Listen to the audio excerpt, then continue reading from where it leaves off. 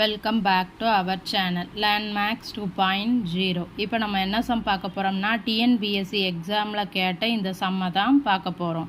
அதாவது என்ன கொடுத்துருக்காங்க, ரூபாய் 1500க்கு 3 ஆண்டுகளில் 2 வெவ்வேறு இடங்களிலிருந்து கிடைத்த தனி வட்டிகளின் வித்தியாசம் ரூபாய் 13.50 எனில் வட்டி வீதங்களின் வித்தியாசம் என்ன அப்படின்ட்டு கேட்டிருக்காங்க.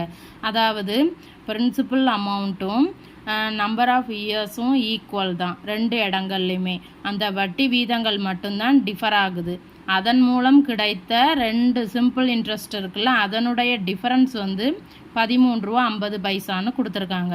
என்ன கேட்டிருக்காங்க, அந்த வட்டி வீதங்களின் வித்தியாசம் என்ன அப்படின்ட்டு கேட்டிருக்காங்க. அதாவது முதல்ல கொடுத்துருக்கக்கூடியதை நம்ம எழுதிக்கிடலாம். பிரின்சிபல் அமௌண்ட் என்ன கொடுத்துருக்காங்க, 1500. எண் வந்து எத்தனை, 3 ஆண்டுகள். அதுக்கப்புறம் அந்த 2 இடங்கள்லேருந்து கிடைத்த தனி வட்டிகளின் வித்தியாசம். அதாவது இப்போ ஃபஸ்ட்டு இடத்துல வந்து 1500 ரூபாய்க்கு 3 ஆண்டுகளுக்கு வட்டி வீதத்தை நம்ம இதை வந்து R1ன்னு வச்சுக்கிடுவோம். இதன் மூலமாக கிடைச்ச சிம்பிள் இன்ட்ரெஸ்ட் சம் 1ன்னு வச்சுக்கிடலாம். அதே மாதிரி அதே பிரின்சிபல் அமௌண்ட்டுக்கு அதே 3 ஆண்டுகளுக்கு ஆனால் வட்டி வீதம் மட்டும் வேறு, அதன் மூலமாக கிடைத்த சிம்பிள் இன்ட்ரெஸ்ட். இந்த 2 சிம்பிள் இன்ட்ரெஸ்டினுடைய வித்தியாசம் தான் எவ்வளோன்னு கொடுத்துருக்காங்க, 13 ரூபா 50 காசு.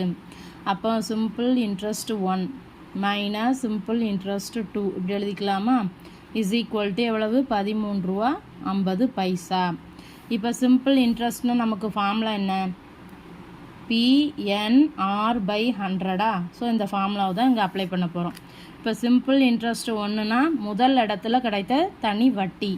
அப்படின்னா ஃபார்முலா அப்படியே அப்ளை பண்ணலாமா, P என்ன 1500, N என்ன 3, R வந்து என்னது R1 divided by 100 minus simple interest 2, P வந்து அதே தான், N வந்து எத்தனை 3.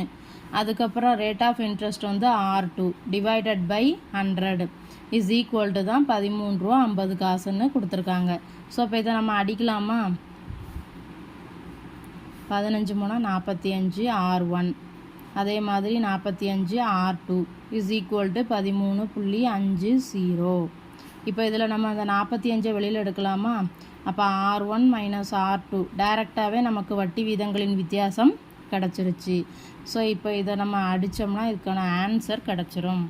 அப்போ R1 minus R2 is equal to என்ன வரும், 13.50 டிவைடட் பை 45ன்னு வருமா. நான் என்ன பண்ணுறேன், இந்த புள்ளியை போகிறதுக்காக மேலேயும் கீழேயும் 2 ஜீரோவால் மல்டிப்ளை பண்ணுறேன். அப்போ மேலே என்ன கிடைக்கும், 1350, கீழே வந்து 4500. இப்போ நம்ம அடித்தோம்னா நமக்கான ஆன்சர் கிடச்சிரும்.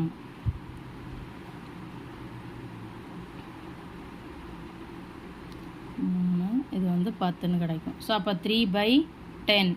அப்போ கீழே 10 இருக்குது, ஒரு ஜீரோ இருக்கா. ஸோ அப்போ நம்ம மேலே வந்து ஒரு ஸ்தானம் தள்ளி புள்ளி வச்சிடலாம். ஸோ இதுதான் அந்த வட்டி வீதங்களின் வித்தியாசம். வீடியோ பிடிச்சிருந்தா சேனலை சப்ஸ்கிரைப் பண்ணுங்கள், வீடியோவை ஷேர் பண்ணுங்கள். தேங்க்யூ.